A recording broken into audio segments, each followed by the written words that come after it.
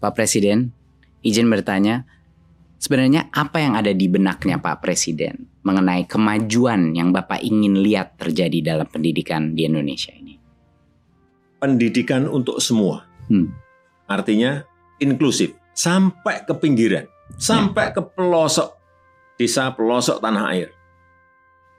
Tapi pendidikan yang berkualitas, Ya, itu kunci. yang kompetitif. Dua-duanya harus berjalan bersamaan. Ini kan yang saya tugaskan ke Mas Menteri. Justru dengan sekarang ini ada pandemi, terjadi percepatan untuk digitalisasi. Jadi kalau melihat di lapangan, proses belajar jarak jauh yang kita lakukan, menurut Mas Menteri, seperti apa? Banyak kendalanya.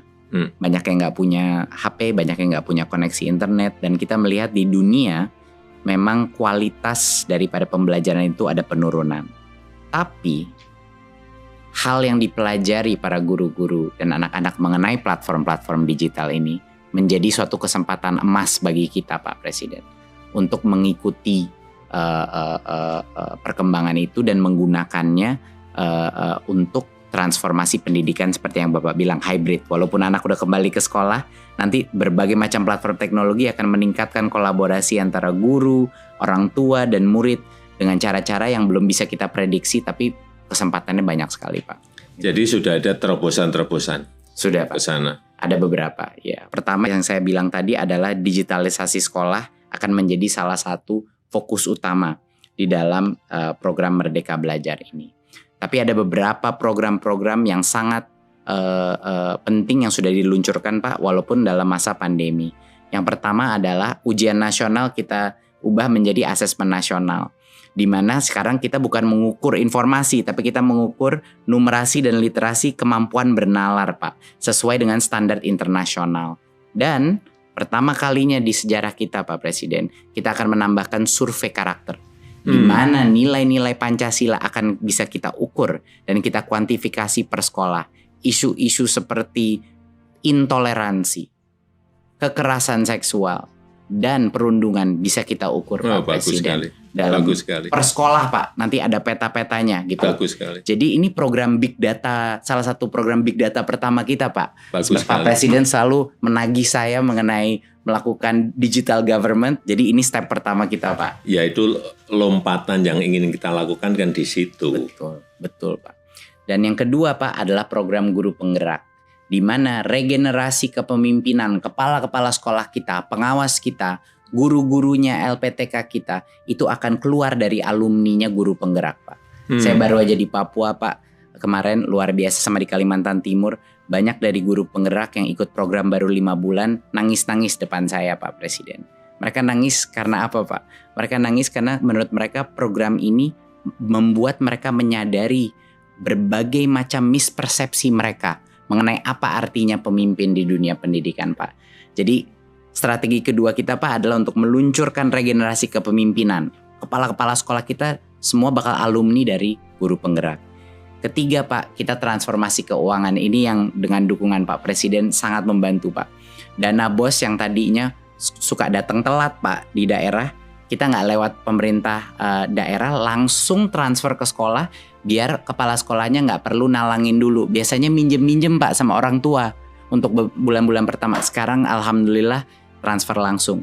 Kedua, kepala sekolah sekarang punya fleksibilitas, Pak, dalam penggunaan dana BOS. Mereka bisa gunain, kadang ada yang kebutuhannya buku, kadang kebutuhannya digital, kadang-kadang kebutuhannya masker. Adapun yang kebutuhannya perahu untuk nyebrangin anak-anak dari pulau sebelah, Pak. Iya, ini kan negara besar ya. Kebutuhan di setiap sekolah, di setiap daerah, di setiap provinsi itu pasti beragam, berbeda-beda. Betul. Jadi nggak bisa, tidak selalu kayak Pak Presiden, waktu saya pernah ngobrol sama Pak Presiden, keseragaman itu belum tentu keadilan. Iya, betul. Itu, Pak. Dan saya mengambil nasihatnya Pak Presiden, lalu kita buat lewat kebijakan. Pak Presiden juga yang mendorong saya waktu itu untuk melakukan transformasi dana BOS majemuk, Pak Presiden. Kan aneh kan, Pak. Dulu Pak Presiden bilang sama saya, Mas Menteri, ini aneh kok jadi per anaknya di Jakarta sama per anaknya di Papua, di Pulau Maluku. Jadi setelah kita evaluasi, kita ubah Pak Presiden. Sekarang namanya dana BOS majemuk. Berdasarkan per anaknya itu, berdasarkan indeks kemahalan. Jadi di Papua di mana bangun ruang kelas itu 3 kali lebih mahal, ngirim buku dari Jakarta bisa 2 kali lebih mahal. Sekarang Pak, anak-anak di kepulauan di Maluku sama Papua naik dana BOS-nya 40% sampai dengan 100%, Pak Presiden. Ya itu yang namanya keadilan. Betul. Belum tentu keseragaman adalah keadilan. Bagaimana sekarang Mas Menteri mengenai infrastruktur dan teknologi untuk sekolah? Digitalisasi sekolah Pak. Tentunya bekerja sama berkoordinasi dengan Menkominfo Pak untuk memastikan bahwa sekolah menjadi prioritas untuk koneksi internet Pak. Dari Kemendikbud kami sedang mempersiapkan program distribusi laptop terbesar Pak yang pernah terjadi, sehingga anak-anak kita dan guru-guru kita akan bisa mengakses ya, dan tentunya dengan proyektor dan juga dengan wifi router. Kapan itu? Harapannya dalam 1-2 tahun ke depan banyak sekali sekolah kita, puluhan ribu sekolah kita akan menerima paket-paket laptop Pak. Dan juga Pak, beberapa inovasi yang kita lakukan tentunya di Kampus Merdeka dan KIP Kuliah Pak. Di Kampus Merdeka adalah program yang luar biasa didukung Pak Presiden, adalah untuk membuka opsi bagi perusahaan, bagi NGO untuk membuat kursus-kursus 1 semester yang akan mendapatkan full SKS bagi anak-anak mahasiswa kita. Jadi sekarang belajar bisa di mana-mana. Iya, sekarang artinya belajar itu bisa dengan siapa saja. Belajar juga bisa di mana saja. Dengan siapapun, bisa dengan perbankan, bisa dengan industri, bisa dengan UKM, semuanya bisa. Benar, setuju sekali Pak. Tapi masalahnya dulu Pak Presiden, jangka waktunya kependekan. Kalau mau magang itu cuma 1-2 bulan Pak. Dan anak-anak kuliahnya masih harus ngambil mata kuliah di universitasnya. Sekarang sudah berubah Pak. Dia akan mendapatkan full 20 SKS di dalam perusahaan tersebut. Jadi dia tidak harus mengorbankan SKS dia dan kapan dia lulus. Dan juga disubsidi oleh pemerintah biaya gajinya itu mahasiswa, biaya uang transportnya itu disubsidi Pak oleh pemerintah. Jadi ini kesempatan yang sangat besar bagi perusahaan juga untuk menambahkan talentanya. Itu Pak kira-kira. Ya, inilah perubahan, inilah transformasi yang kita inginkan.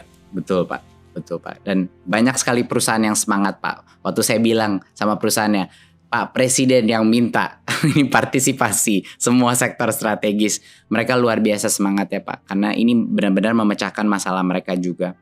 Yang kedua Pak adalah KIP Kuliah. Yang kemarin KIP Kuliah baru saja kita melakukan perubahan, bahwa sebelumnya KIP Kuliah itu cuma 2,4 juta Pak per anak. Masalahnya adalah di prodi-prodi yang sangat baik kualitasnya, ada banyak yang UKT-nya di atas 2,4 juta Pak. Jadi banyak sekolah-sekolah kita diskriminasi terhadap anak-anak penerima KIP Kuliah karena rugi universitasnya. Nah, barulah kita ubah kebijakannya sehingga kalau prodi A itu bisa sampai dengan 12 juta Pak. Untuk prodi B bisa dengan 4 juta. Jadi ya ini persis sama seperti yang Pak Presiden bilang tadi, kesetaraan belum tentu keadilan. Iya, betul. Sehingga sekarang anak-anak dari Papua atau dari Maluku yang mau masuk ke dalam program yang mahal, misalnya Fakultas Kesehatan, dia bisa tanpa diskriminasi dari universitasnya Pak Presiden. Itu kira-kira Pak, beberapa hal yang memang sudah mendapat dukungan dari Pak Presiden. Bagus. Saya boleh tanya Pak Presiden?